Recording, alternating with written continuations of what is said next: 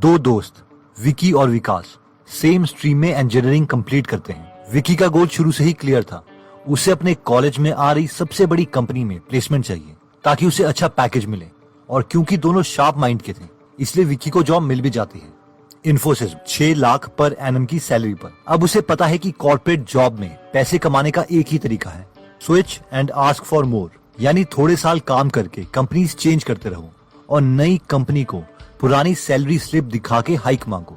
हर बार 10 से 40% की हाइक लो और लाइफ सेट है। एटलीस्ट उसे तो ऐसे ही लगा था। कॉलेज छोड़े हुए 10 से 12 साल हो चुके हैं और विकी बैंगलोर में 30 लाख का पैकेज भी ले रहा है, पर खुश नहीं है। फ्री टाइम नहीं है, टेंशन से बाल सफेद हो गए हैं, हेल्थ को कॉम्प्रोमाइज कर दिया है। विकी को अपने दोस्त विकास की याद आती है और विकी सोचता है यार विकास क्या कर रहा होगा, वो तो कोई कैंपस प्लेसमेंट में बैठा भी नहीं था, उसकी तो मुझसे भी बुरी हालत होगी। कॉल करके पूछता हूँ। विकी विकास को कॉल करता है और पूछता है हाँ भाई क्या चल रहा है, पहचाना, मैं विकी बोल रहा हूँ यार, इतने सालों से हमने बात ही नहीं की। विकास कहता है बढ़िया है यार, मैं ठीक हूँ, तू सुना क्या चल रहा है, कहाँ है आजकल।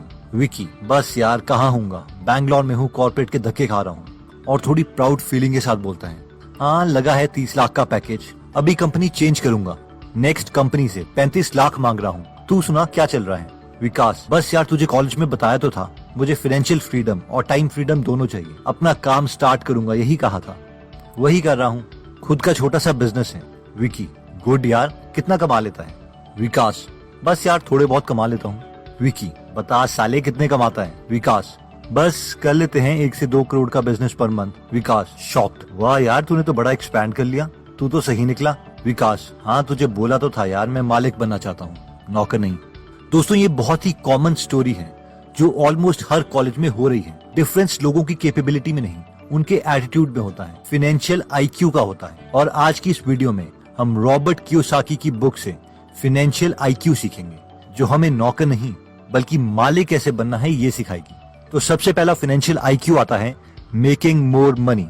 रॉबर्ट कियोसाकी बोलते हैं कि 1969 में यूएस मर्चेंट मरीन एकेडमी से 4 साल का कोर्स कंप्लीट किया और स्टैंडर्ड ऑयल ऑफ कैलिफोर्निया के साथ अपनी फर्स्ट जॉब स्टार्ट करी, जहां उन्हें साल के 5 लाख रुपए के करीब मिलते थे। ये उस वक्त के टाइम एक अच्छी सैलरी मानी जाती थी। लेकिन उसके बाद उन्होंने मरीन कॉर्प्स ज्वाइन कर ली, जहां उन्हें वियतनाम वॉर में लड़ने जाना था।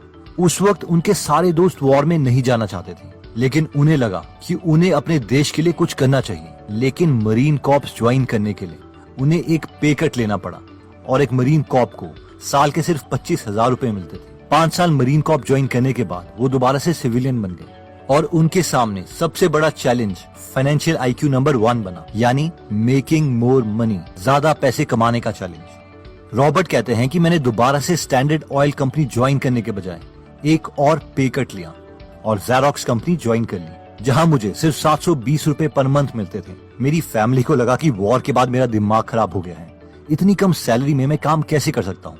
लेकिन मुझे पता था कि अगर मुझे अमीर बनना है तो मुझे बिजनेस करना पड़ेगा, जॉब नहीं। और एक बिजनेसमैन को सेल्स की स्किल्स में अच्छा होना बहुत इंपॉर्टेंट है।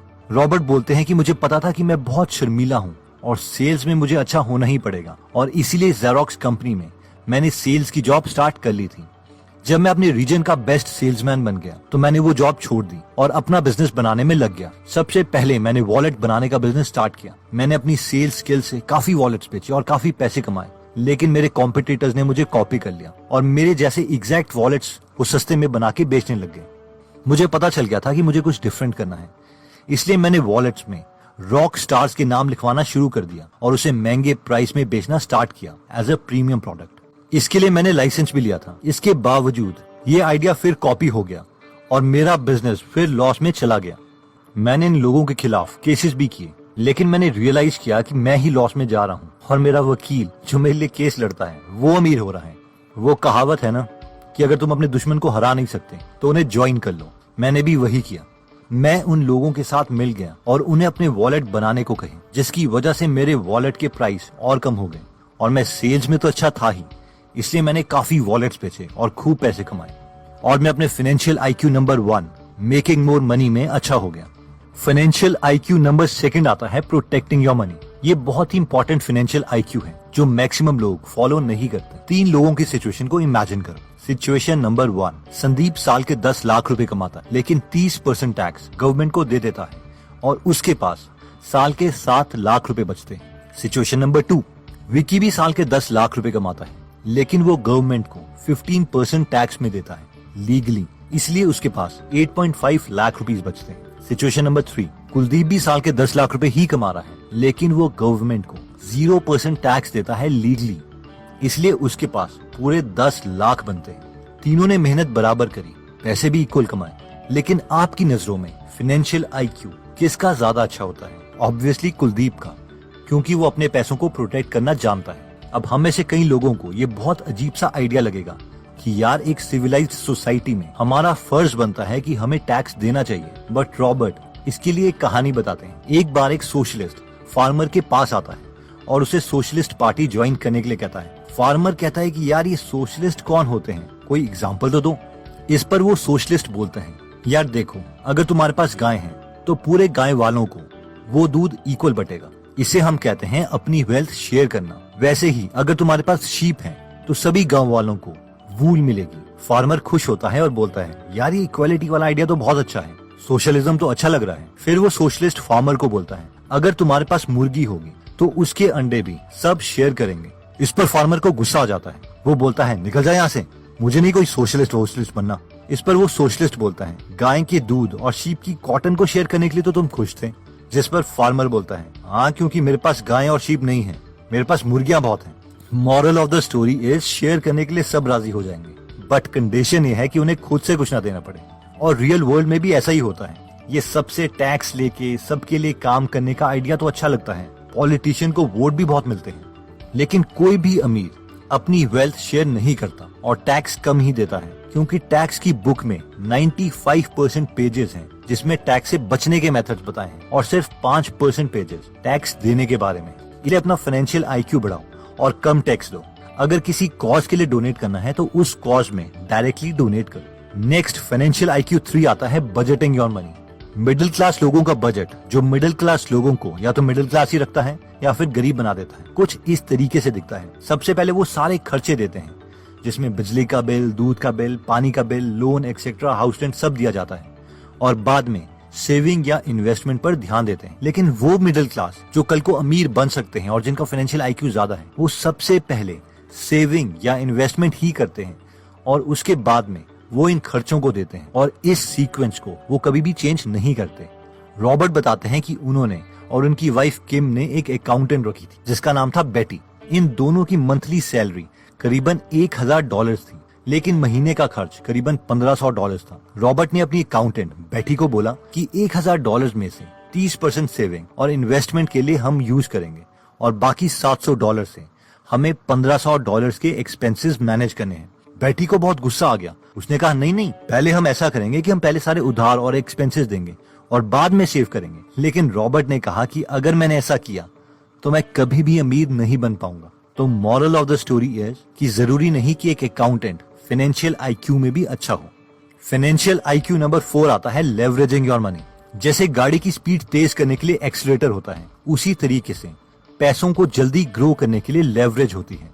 आइए इसे सिंपल शब्दों में समझते हैं। जब एक मिडिल क्लास इंसान खुद इन्वेस्ट करता है तो उसकी लेवरेज 1:1 होती है, यानी आपकी ₹1 की इन्वेस्टमेंट ₹1 ही रहेगी। लेकिन अगर आप बैंक से पैसे लेते हैं या किसी इन्वेस्टर से पैसे लेते हैं तो आपकी लेवरेज 1:4 हो जाती है, यानी ₹1 का इन्वेस्टमेंट से हम ₹4 की इन्वेस्टमेंट कर सकते हैं। फॉर एग्जाम्पल, रॉबर्ट ने एक 300 यूनिट का अपार्टमेंट जो कि $20 मिलियन का था उसे लिया था।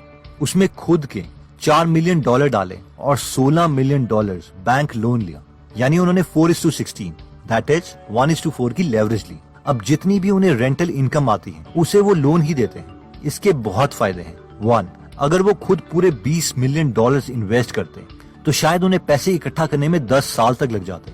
फायदा नंबर 2, जब 10 सालों में वो एक्चुअल में 20 मिलियन की प्रॉपर्टी खरीदते तब तक उस प्रॉपर्टी की एक्चुअल कीमत 20 मिलियन से ज्यादा हो जाती। फायदा नंबर 3, अगर उनके पास एक्चुअल में $20 मिलियन थे तो वो $20 मिलियन के बजाय बैंक की मदद से $100 मिलियन की प्रॉपर्टी खरीद सकते थे, यानी अपनी इन्वेस्टमेंट को मल्टीप्लाई कर सकते थे। अब ऑब्वियसली ये लोन लेने की स्ट्रैटेजी और प्रॉपर्टी सिलेक्ट करने की स्ट्रैटेजी, इसके लिए भी उन्हें नॉलेज चाहिए, और इसीलिए फाइनेंशियल आईक्यू नंबर 5 बहुत इंपॉर्टेंट है, जो कहता है improving your financial information. Robert बोलते हैं कि 2 साल पहले मैंने और मेरी वाइफ ने डिसाइड किया कि हम एक बेंटली कार खरीदेंगे।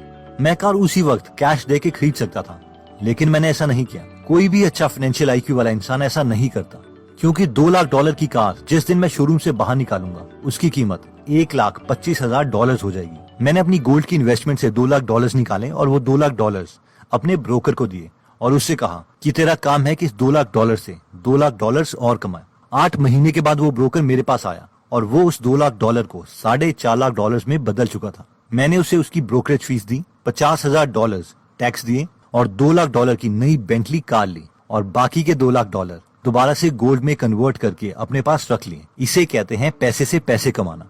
अब ऐसा नहीं है कि हर ब्रोकर आपके पैसे इंक्रीज कर सकता है, क्योंकि 95% ब्रोकर को खुद ही नहीं पता कि वो कर क्या रहे हैं, और एक अच्छा ब्रोकर ढूंढना भी काफी डिफिकल्ट टास्क है। एनीवेज पॉइंट ये है कि एक मिडिल क्लास इंसान के पास जैसे ही $2 लाख जमा होते हैं तो वो उसी वक्त $2 लाख की कार ले लेता और उसके पास $0 बचते। लेकिन एक हाई फाइनेंशियल आईक्यू वाला इंसान अपने पैसों को हमेशा प्रोटेक्ट करके रखता है। अब रॉबर्ट ये एक तरह से मुफ्त की बेंटली इसीलिए ले पाए क्योंकि उनके पास एक सबसे बड़ा एसेट था, और वो था फाइनेंशियल एजुकेशन, यानी पैसे की समझ। और वो उन्होंने गेन करी है अपने से पहले आए एक्सपीरियंस्ड लोगों से, उनकी बुक्स पढ़ के, उनके लाइफ एक्सपीरियंस से सीख के। इसलिए अगर आप भी अपनी फाइनेंशियल एजुकेशन को इम्प्रूव करना चाहते हैं तो मैं रेकमेंड करूंगा कि आप फाइनेंशियल बुक्स पढ़ें, जैसे कि rich dad poor dad, why A students work for C students, retire young retire rich, think and grow rich, lean startup, the little book on common sense investing, intelligent investor etcetera. अगर आप English में कमजोर हैं या फिर आपके पास time कम है तो आप हिंदी में फ्री में बुक समरीज सुन सकते हैं गीगल ऐप पर, जहां पर 130 से ज्यादा समरीज हिंदी में फ्री में अवेलेबल है। अगर आप गीगल ऐप में इंटरेस्टेड हैं तो इसका लिंक मैं डिस्क्रिप्शन में दे दूंगा। अगर आप हमारी वीडियोस मिस नहीं करना चाहते तो हमारा पेज लाइक करने के बाद 3 डॉट्स के बटन को प्रेस करके फॉलो के बटन को सिलेक्ट कीजिए और फाइनली सी फर्स्ट के ऑप्शन को सिलेक्ट कर लीजिए। इससे आपको हमारी हर पोस्ट मिलती रहेगी। जय हिंद।